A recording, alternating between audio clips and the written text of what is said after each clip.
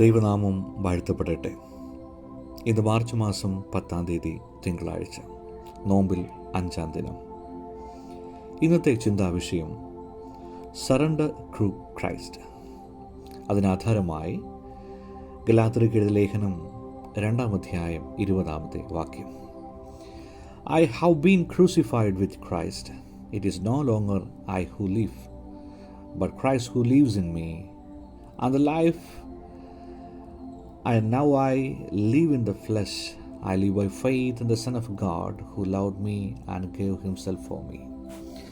ഞാൻ ക്രിസ്തുവിനോടുകൂടെ ക്രൂശിക്കപ്പെട്ടിരിക്കുന്നു. ഇനി ജീവിക്കുന്നത് ഞാനല്ല, ക്രിസ്തു അത്രേ എന്നിൽ ജീവിക്കുന്നു. ഇപ്പോൾ ഞാൻ ജഡത്തിൽ ജീവിക്കുന്നതോ എന്നെ സ്നേഹിച്ച് എനിക്ക് വേണ്ടി തന്നെ താൻ ഏൽപ്പിച്ചു കൊടുത്ത ദൈവപുത്രങ്ങളുള്ള വിശ്വാസത്താലത്രേ ജീവിക്കുന്നത്. സറണ്ടർ ടു ക്രൈസ്റ്റ് എന്ന് പറയുന്നത് ഒരു കീഴടങ്ങൽ മാത്രമല്ല. സറണ്ടർ എന്ന വാക്കിൻ്റെ അർത്ഥം നമ്മൾ സൂക്ഷ്മമായി പരിശോധിച്ചാൽ, നമ്മൾ മറ്റൊരു വ്യക്തിയുടെ പ്രത്യയശാസ്ത്രത്തിനോ വിശ്വാസങ്ങൾക്കോ ഐഡിയോളജിക്കോ കീഴടങ്ങുന്ന അല്ലെങ്കിൽ അതിനോട് സമരസപ്പെടുന്ന ഒരു നിമിഷത്തെക്കുറിച്ചാണ് പറയുന്നത്. അവിടെ മാത്രമേ നമ്മളുടെ സ്വത്വത്തിൽ നിന്നും നമുക്കൊന്ന് താഴേക്ക് ഇറങ്ങുവാനായിട്ട് സാധ്യമാകുകയുള്ളൂ. അതുവരെ നമ്മുടെ ഉള്ളിൽ നമ്മളെക്കുറിച്ചൊരു പ്രൈഡ് നിലനിൽക്കുന്നുണ്ട്. അതിനെ മരിപ്പിക്കുന്ന ആ നിമിഷത്തെക്കുറിച്ചാണ് സറണ്ടർ എന്ന വാക്കുകൊണ്ട് അർത്ഥമാക്കുന്നത്. ഒരു ക്രൈസ്തവ വിശ്വാസിയെ സംബന്ധിച്ച് ദൈവം മുമ്പാകെ തന്നെ ആത്മാർപ്പണം ചെയ്യുന്നതാണ് ആ വിശ്വാസത്തിൻ്റെ പരിപൂർണതയായി നിർവചിക്കപ്പെടുന്നത്. ഗലാത്യർക്ക് എഴുതിയ ലേഖനം 2-ാം അധ്യായം അതിൻ്റെ ഒരു പശ്ചാത്തലം പരിശോധിക്കുമ്പോൾ വളരെ സൂക്ഷ്മമായ ചില വസ്തുതകളെ നമുക്ക് ബോധ്യപ്പെടാൻ സാധ്യമാകും. എന്താണെന്ന് ചോദിച്ചാൽ, ഒരു വിശ്വാസി ദൈവവുമായി എങ്ങനെ സമരസപ്പെടണം? ഇതായിരുന്നു അവിടെ ഉണ്ടായിരുന്ന ഏറ്റവും വലിയ ചോദ്യം. ഒരുവൻ രക്ഷിക്കപ്പെടുവാൻ വിശ്വാസികളായവർ പരിച്ഛേദന ചെയ്യപ്പെടുകയും യഹൂദനാകുകയും ചെയ്യണമെന്ന് അവർ പറഞ്ഞു. അപ്പോൾ മാത്രമേ അവർ പൂർണ്ണമായി ശരിയായി മാറുകയുള്ളൂ എന്ന് അവിടെ രേഖപ്പെടുത്തിയിരിക്കുകയാണ്.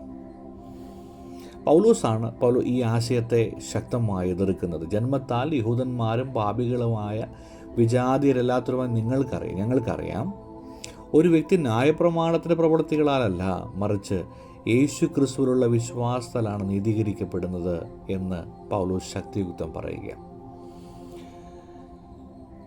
ഈ ഒരു സംഘർഷത്തെ ലഘൂകരിക്കുവാനായി, അതിനെ ഒരു പുതിയ അർത്ഥം നൽകുവാനായി, യഥാർത്ഥമായി സത്യത്തിലേക്ക് കൈപിടിച്ചാനയിക്കുവാനാണ് പൗലോസ് ഈ വാക്ക് ഉച്ചരിക്കുന്നത്.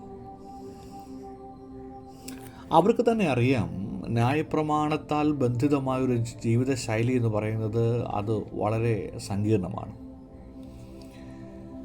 ഒരിക്കലും ദൈവത്തെ അല്ല, ചില നിയമങ്ങളെ പ്രസാദിപ്പിക്കുവാൻ മാത്രമാണ് അവിടെ ശ്രമിക്കപ്പെടുന്നത്. നിയമം പാലിക്കാൻ എത്രത്തോളം പരിശ്രമിച്ചാൽ എത്രത്തോളം പരാജയപ്പെടുകയല്ലാതെ ഒന്നും സംഭവിക്കുന്നില്ല. അവിടെയാണ് പൗലോസ് പറയുന്നത്, വിശ്വാസത്താൽ ദൈവത്തിൻ്റെ നീതി സ്വീകരിച്ചപ്പോൾ മാത്രമാണ് യഥാർത്ഥമായി എനിക്ക് ദൈവത്തിന് വേണ്ടി ജീവിക്കാൻ കഴിഞ്ഞത്. വിശ്വാസത്താലുള്ള നീതീകരണമാണ് യഥാർത്ഥ ദൈവത്തിന് വേണ്ടി ജീവിക്കുവാൻ സാധ്യമാകുന്നത്. ക്രിസ്തുവിനോട് ക്രൂശിക്കപ്പെടുക എന്നതിൻ്റെ അർത്ഥം നമ്മൾ സൂക്ഷ്മമായി പരിശോധിക്കേണ്ടത് വളരെ ആവശ്യമാണ്. എന്താണെന്ന് ചോദിച്ചാൽ, പൗലോസ് പറയുകയാണ്, I have been crucified with Christ. അതിൻ്റെ ഗ്രീക്ക് പദത്തിൻ്റെ അർത്ഥം നമ്മൾ പരിശോധിക്കുമ്പോൾ എസ്റ്ററുമായി എന്ന വാക്ക് നമ്മളവിടെ കാണുകയും, ഇതൊരു പെർഫെക്റ്റ് ടെൻസിലാണ് ഉപയോഗിച്ചിരിക്കുന്നത്. ഇതൊരു സംഭവമാകാം, അതോടൊപ്പം അത് കഴിഞ്ഞു, അതിൻ്റെ ഫലങ്ങൾ തുടരുന്നു എന്നാണ് അതുകൊണ്ട് അർത്ഥമാക്കുന്നത്. പൗലോസ് പറയുകയാണ്, ഞാൻ മരിച്ചു, ക്രിസ്തുവിനായി മരിച്ചു, അതിൻ്റെ ഫലമായി ഞാൻ ഇപ്പോഴും ക്രിസ്തുവിനായി ജീവിക്കുന്നു എന്നാണ്. ശരിക്കും ഒരു വിശ്വാസി ക്രിസ്തുവിനൊപ്പം ക്രൂശിക്കപ്പെടുന്നില്ല. അങ്ങനെ നോക്കുമ്പോൾ ഇതൊരു ആത്മീയ സ്പിരിച്വൽ മീനിങ് ആണ് അർത്ഥമാക്കുന്നത്. ക്രിസ്തുവിനോടുകൂടി ക്രൂശിക്കപ്പെടുക എന്ന് പറഞ്ഞാൽ ഒരു മനുഷ്യൻ്റെ സ്വന്തം ഇഷ്ടം, അഭിമാനം, അഹങ്കാരം, പാപം എന്നിവ മരിക്കുകയും ക്രിസ്തുവിൻ്റെ ഇഷ്ടം ഞങ്ങളിലൂടെ തുടരുന്നു എന്നുള്ള ഒരു പ്രഖ്യാപനവും കൂടെയാണ് അവിടെ സംഭവിക്കുന്നത്. ഒരു ചോദ്യം ചോദിക്കട്ടെ, നമ്മുടെ പഴയ സ്വഭാവത്തിൽ നമ്മളിപ്പോഴും തുടരുകയാണ്? നമ്മുടെ കഴിഞ്ഞകാല ജീവിതങ്ങളിൽ നമ്മളായിരുന്ന മലിനമായ അവസ്ഥകളിൽ തുടരുവാനാണ് നിങ്ങൾ താല്പര്യപ്പെടുന്നത്? പൗലോസ് പറയുകയാണ്, നിങ്ങൾ എല്ലാ ദിവസവും ക്രിസ്തുവിനോടുകൂടെ ക്രൂശിക്കപ്പെടുവാൻ തയ്യാറാകണം. അവനോടുകൂടെ മരിക്കാതൊരിക്കലും അവനോടൊപ്പം ആയിരിക്കാൻ, അവൻ്റെ ഭാവം നമ്മിൽ സന്നിവേശിപ്പിക്കാൻ ഒരിക്കലും സാധ്യമാകില്ല. പൗലോസ് അപ്പോസ്തലൻ പറയുകയാണ് റോമർക്കെഴുതിയ ലേഖനം 6-ാം അധ്യായത്തിൽ, തങ്ങളുടെ പഴയ മനുഷ്യൻ അവനോടുകൂടി ക്രൂശിക്കപ്പെട്ടിരിക്കുക. ഇതാണ് അത്യധികമായി ഒരു ക്രിസ്ത്യാനി അനുവർത്തിക്കേണ്ടത്. രണ്ടാമത്തെ ഭാഗത്ത് പറയുന്നു, it is no longer I who live but Christ lives in me. ഇനി ജീവിക്കുന്നത് ഞാനല്ല, എൻ്റെ ഉള്ളിൽ ക്രിസ്തുവാണ്. ഇതിൻ്റെ അർത്ഥം ഞങ്ങളുടെ ആത്മാവ്, ആഗ്രഹങ്ങൾ, സ്വയജീവിതം എല്ലാം മരിച്ചിരിക്കുന്നു. ഇപ്പോൾ ക്രിസ്തുവിൻ്റെ ആത്മാവ് മാത്രമാണ് ഞങ്ങളുടെ ഉള്ളിലുള്ളത്. ശരിക്കും നമ്മൾ എങ്ങനെയാണ് ജീവിക്കേണ്ടത്? നമ്മുടെ ചിന്തയും സ്വാർത്ഥതയും ആഗ്രഹങ്ങൾക്കൊത്തവണ്ണമാണ് നമ്മൾ ജീവിക്കണം. മറിച്ച് നമ്മൾ ജീവിക്കേണ്ടത് ക്രിസ്തുവിൻ്റെ ആഗ്രഹത്തിലും സ്നേഹത്തിലും ദയയിലുമാണ് നമ്മൾ ജീവിക്കേണ്ടത്.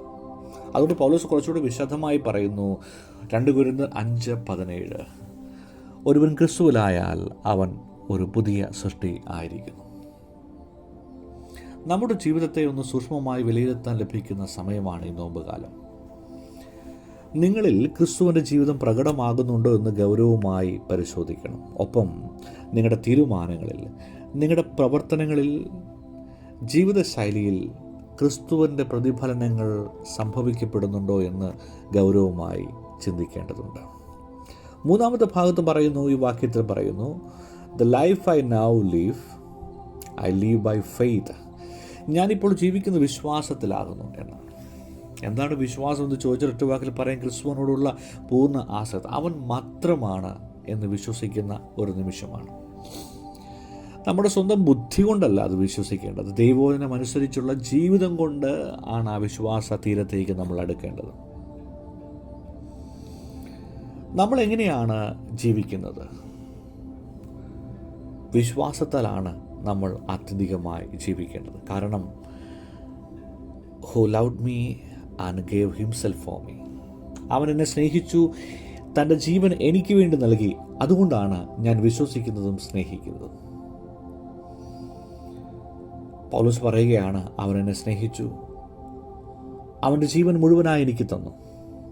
അതിനാൽ എനിക്ക് അവനെ വിശ്വസിക്കാതിരിക്കാനോ അവൻ്റെ വഴികളിൽ നിന്ന് മാറി ചിന്തിരിക്കാനോ എൻ്റെ ഉള്ളിലെ പഴയ മനുഷ്യനെ ഇല്ലാതാക്കാനോ എനിക്ക് അങ്ങനെ ഇല്ലാതാക്കുക മാത്രമാണ് എൻ്റെ മുമ്പിലുള്ള പോംവഴി എന്നത്. ഒരു ഇന്നർ ട്രാൻസ്ഫോർമേഷനെ കുറിച്ച് പൗലോസ് ശക്തമായി പറയുകയാണ്. 3 തരത്തിലാണ് നമ്മുടെ ജീവിതത്തെ മാറ്റപ്പെടുന്നത്. ഒന്ന്, പഴയ ജീവിതം, നമ്മുടെ സ്വയാഗ്രഹങ്ങളെ, പാപത്തെ, ഗൗരവമില്ലാത്ത ജീവിത ശൈലികളെയൊക്കെയും നമ്മൾ നീക്കണം. 2, ഒരു ക്രൂശിത ജീവിതം, ക്രിസ്തുവിനായി പൂർണ്ണമായ ഒരു സമർപ്പണം അവിടെ ഉണ്ടാകണം. 3, വിശ്വാസ ജീവിതം, ദൈവത്തിൽ പൂർണ്ണമായി വിശ്വസിക്കണം. നിശ്ചയമായും അതാണ് യഥാർത്ഥ സറണ്ടർ എന്ന് പറയുന്നത്. പ്രിയപ്പെട്ടവരെ, ഈ നോമ്പ് കാലത്ത് അവനോടുകൂടെ പൂർണ്ണമായി മരിക്കുക, നമ്മുടെ പഴയ മനുഷ്യനെ ഉരിഞ്ഞു കളയുവാൻ നമുക്ക് സാധ്യമാകണം. ക്രിസ്തുവിന് വേണ്ടി ജീവിക്കുവാൻ നമുക്ക് സാധ്യമാകണം. വിശ്വാസത്തിൽ നിലനിൽക്കുവാൻ നമുക്ക് സാധ്യമാകണം. നിയമങ്ങളല്ല, ദൈവത്തിലുള്ള വിശ്വാസവും പാപത്തെ ജയിക്കുവാനുള്ള മനോഭാവവും വചനമനുസരിച്ചുള്ള ജീവിതവുമാണ് നമ്മളെ ജീവിപ്പിക്കുന്നത്. അതുകൊണ്ട് ക്രിസ്തുവിന് മുമ്പിൽ സറണ്ടർ ആകുവാൻ തയ്യാറാകുക. ഈ നോമ്പുകാലം നമ്മെ പഠിപ്പിക്കുന്നതും അതുതന്നെയാണ്.